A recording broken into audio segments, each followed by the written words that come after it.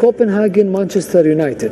هذا اللقاء الذي كان يسير بشكل مثالي لفريق مانشستر يونايتد والذي كان متقدما بهدفين. هذا هي الصورة في كوبنهاغن مع تعادل أضاف الفريق كذلك هدف التعادل من ركلة جزاء. هكذا هذه المجموعة مع تقدم ريال مدريد بهدف دون مقابل يكون أكيد ريال مدريد في صدارة هذه المجموعة ب 12 نقطة بفارق 5 نقاط عن نابولي الثاني، عن براغا الثالث، وعن أونيون برلين صاحب المرتبة الأخيرة بنقطة وحيدة. أي إذا انتهت هذه المباراة بفوز ريال سيتأهل رسميا إلى الدور المقبل، إلى دور 16.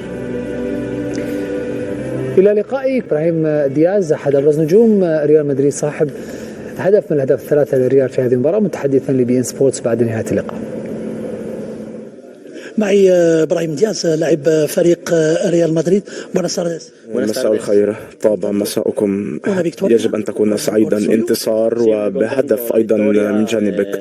نعم، سعيد جدا بالانتصار وببطاقة العبور للدور القادم وبالهدف. كل شيء كانت ليلة ممتازة. هل كان أنا خاصة سعيد جدا بالترشح إلى الدور القادم، والآن علينا أن نفكر في مباراة فالنسيا. لكنك لم تشعر بخيبة أمل أو بالإحباط ولم تشتكي أو تتذمر بأنك لا تشارك كثيرا، واليوم شاركت في هذه المباراة ومن المحتمل أنك ستشارك كثيرا فيما هو قادم.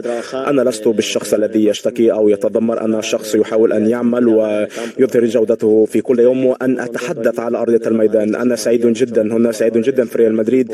هنا يوجد عدد كبير من اللاعبين المميزين والزملاء الذين يساعدوني دائما والمدرب والجميع. يجب أن أحاول أن أقدم كل ما لدي عندما يكون ذلك متاحا. العالم العربي يعرفك جيدا والمغرب لديهم حب كبير تجاهك. هل اخترت مع من ستلعب؟ أنا ممتن جدا لهم ولهذا الحب وكل من يتحدث عني، وهذا فقط ما يمكن أن أقوله. أنا ممتن جدا له، ولكن أنا ممتن لهم جميعا. أنا ممتن للجميع. شكرا جزيلا. إذن هو طبعا يرد بالشكر لجميع المغاربة الذين يحبونه، ولكنه لم يجب إن كان قد اختار لحد الآن اللعب مع منتخب المغرب. نتمنى أن يمثل منتخب المغرب. أكيد نتمنى. أصلا بعد مستوى اليوم ليش صح. لا بعد ضياع جمال بس والله في الفترة الأخيرة الحصول على مقعد أساسي في تشكيلة المغرب تقريبا نفس صعوبة الحصول على مقعد أساسي في تشكيلة منتخب إسبانيا. صح محمد. لا أنا أصبحت على المستوى اللي قدمه منتخب المغرب وعلى المغرب أخرجت إسبانيا في كأس إسبانيا صحيح، وعلى الاستقبال وعلى يعني أصبحت الرغبة الكثير عند أبرز اللاعبين أوروبا، ليس فقط في إسبانيا ولكن حتى اللي من أصول مغربية، من أصول مغربية بطبيعة الحال، في فرنسا في هولندا، أن يمثلوا المغرب. نتمنى إن شاء الله. كان هناك كلام على أنه قريب جدا منتخب المغرب، ودائما اللاعبين الموهوبين موجودين مغاربة، فقط يتم الآن إن شاء الله. هو لاعب موهوب، لأن الهدف للبعض قد يبدو سهل لكنه كان هدف صعب، لردة فعل سريعة، تمريرة سريعة. بالفعل محمد، لكن شوف أنه كان يركض بسرعة، حتى التمريرة جاءت تقريبا في التوقيت اللي كان هناك دائما علامات استفهام على أنشيلوتي لماذا لا يشارك في بعض المباريات. الآن تقريبا لم يشارك تقريبا في العديد من المباريات، حتى في الشوط الثاني لا يدخل. هذا كان تساؤل منذ انتقاله أنك ستنتقل من مقعد أساسي في ميلان إلى دكة بدلاء في ريال مدريد. محمد لاعبين كبار، لاعبين على مستوى، لكن هو كان يحظى بثقة كذلك أنه سيحظى بفرص، لكن منذ مجيئه ربما مرة ومرتين فقط شارك فيها. يعني لو تشوف كل اللاعبين هو أقل لاعب مشاركة في ريال مدريد، لكن أنا في اعتقادي مع الفوز ومع الأداء اللي قدمه اليوم أكيد سيحظى بثقة أكثر في المباريات المقبلة، خصوصا أن هناك بعض اللاعبين في عملية تدوير تأهل كذلك، وربما يعطي فرصة لأنشيلوتي في عملية إراحة بعض اللاعبين وإعطاء فرصة للاعبين الآخرين. يكون هو من الركائز الأساسية في الفريق مع مستوى بيلينغهام، وحتى ونغير طريقة اللعب سيكون رودريجو نغير العادي لثلاثة لاعبين، وسيكون بيلينغهام هو الحر. سيلعب مثلا إذا انتدب مهاجم سيكون فينيسيوس على الطرف ورودريجو على الطرف. من الصعب أن يمنح الفرصة كاملة. هو لاعب جيد لديه إمكانيات، لكن لو يذهب إلى فريق يلعب كأساسي هو أفضل لي، لأنه سنشاهد هذا اللاعب سيلعب لفترات لما أنشيلوتي سيريح بيلينغهام أو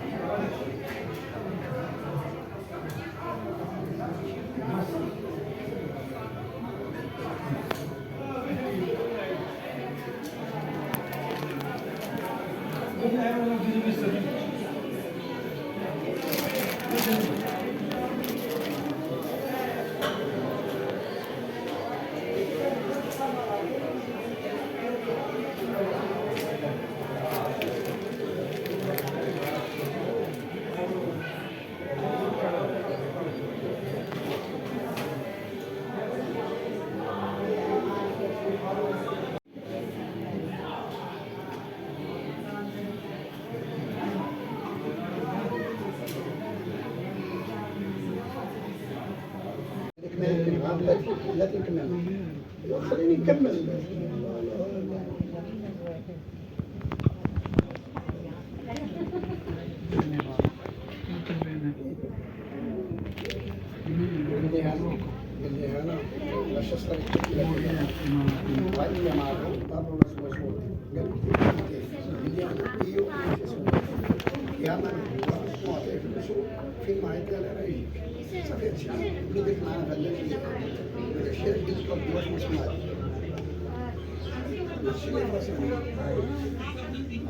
لا واخا مبروك كلا بغا يصور يرجع لك هو وبان ياسر في الكاميرا ديالو